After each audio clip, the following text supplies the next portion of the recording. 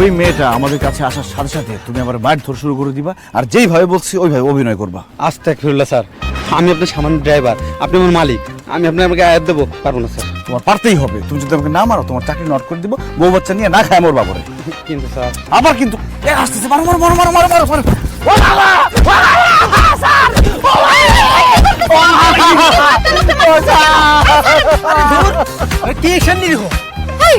আপনি এখানে কি করতেছেন?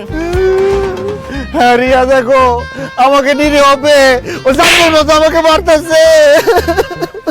আপনি ওনাকে মারতেছেন? আপনি ওনাকে চিনেন? উনি তো বড় লোকের ছেলে। কিসের বড় লোকের ছেলে? ও তো একটা ড্রাইভার। কি? উনি ড্রাইভার?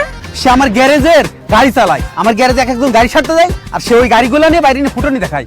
গরিবের ঘরে জন্ম নিয়ে ও বড় লোক সাজে, ও একটা মেয়েরে পড়ানোর জন্য সব করে। কোন আমি কি করবো? ওরে আমি আর